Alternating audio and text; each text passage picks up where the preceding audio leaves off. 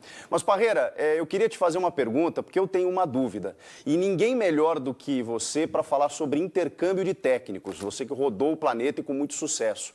A gente vê técnicos estrangeiros aqui no nosso futebol, e eu sou muito favorável a esse intercâmbio, trazendo novas ideias e tendo êxito, né? Haja visto o que a gente está vendo aí com o Sampaoli e o Jorge Jesus.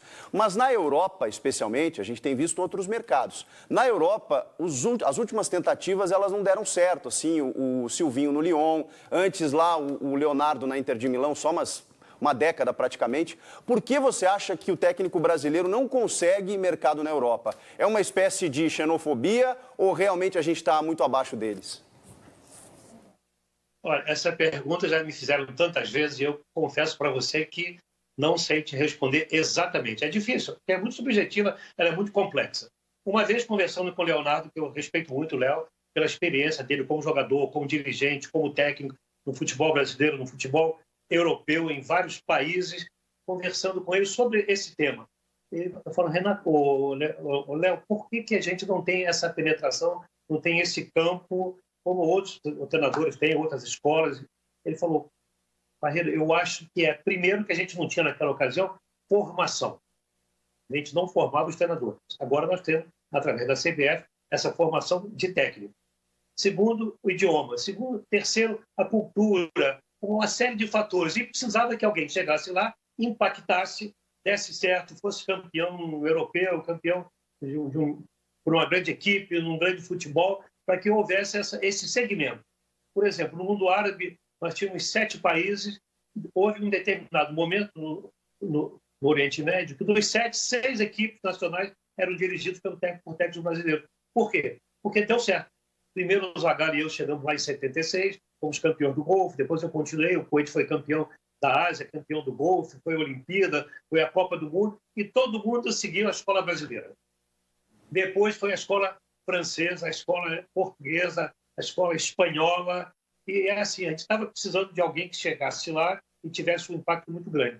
Mas, em princípio, era a formação que nós não tínhamos, agora estamos tendo, e a cultura do futebol brasileiro. É difícil você implementar isso lá. Quem leva um treinador brasileiro quer que se jogue à la brasileira e é complicado, não é fácil. Talvez o idioma seja uma pequena barreira também.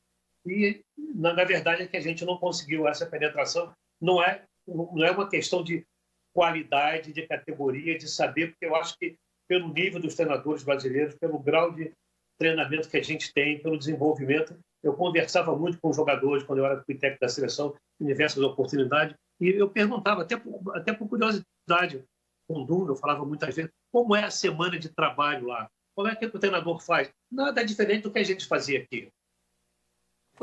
Outra coisa também, não é fácil um treinador europeu chegar aqui e se adaptar. O que aconteceu com o Jorge Jesus foi uma coisa maravilhosa, o São Paulo fizeram um trabalho maravilhoso, mas quantos passaram e não deu certo? Porque não é fácil chegar a entender a cultura do futebol brasileiro. Não é fácil chegar a entender a cultura do futebol europeu. Para você, o Jorge Jesus poderia treinar a seleção brasileira? Eu acho que não falta qualidade, só que a gente não precisa que ele treine a seleção brasileira. Qualidade é sempre bem-vinda. Ele fez um trabalho maravilhoso no Flamengo. Eu acho que a seleção está muito bem com o Tite. Isso nunca passou pela minha cabeça, ter um treinador estrangeiro dirigindo a seleção brasileira. Um dia talvez ocorra, não acho que é o momento agora. Denilson falando, o Tite é o que mais se aproxima, se caso sair da seleção brasileira, se aproximar do futebol europeu, por causa da ideia de jogo dele, metodologia e tudo mais, o Tite é o que mais se aproxima? Denilson, a gente não tem que ficar preocupado com essa escola europeia, temos que ficar preocupado com a escola brasileira. Nós estamos falando aí da seleção de 94, na ocasião, quando a gente ganhou a Copa do Mundo, muita gente que criticava e não conseguiu elogiar, jogou a la europeia. Mentira. Ficou muito claro no jogo agora, nesses jogos que passaram depois de 16 anos. Não só eu, mas amigos meus e todos que participaram daquela campanha, nós temos um grupo de WhatsApp, todo mundo, depois de 26 anos, voltou a se emocionar. Quando você vê uma final, porque a final foi 0-0, foi disputada no pênalti, mas olha quem está do outro lado. Olha a importância do jogo. Um jogo que foi disputado ao meio-dia, temperatura de 40 graus, contra um time que tinha camisa igual ao Brasil, a Itália, eram 2 tricampeões, Donadoni, Baresi, Maldini, Dino Baggio, timaço também. Então, foi um jogo difícil e o Brasil se impôs. O Brasil jogou, tentou jogar, foi complicado o jogo, foi difícil, mas a gente viu futebol brasileiro. O que é que define o futebol brasileiro, que definia aquela seleção? Linha de 4, marcação por zona, toque de bola. Essa é a escola brasileira. Nós nunca procuramos imitar os europeus. A gente, sim, era organizado sem a bola. Perdia a bola, eram 8 jogadores atrás da linha da bola, cada um tinha um espaço para ocupar. Agora, com a bola, você viu o Branco passando o tempo todo, era o Léo antes do Branco, o Jorginho, depois o Cafu, os laterais passando, o Dunga chegando, até o Mauro Silva se aventurou. Com a bola, sai para o jogo. Mazinho, Zinho, Romário e Bebeto, que fizeram uma Copa excepcional. Então, aquela final de 94, esse jogo ter passado depois de 26 anos, foi um resgate para mostrar que você não ganha uma Copa do Mundo por acaso. Se não tiver bons jogadores, se não tiver bem organizado, você não chega à final e não ganha.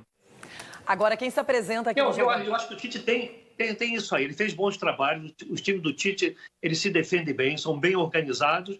Mas eu acho que no final é a escola brasileira. A gente viu isso na Copa América, quando nós ganhamos aqui a Copa América, metemos 4-1 no Peru na final, e o time se impôs pela qualidade técnica.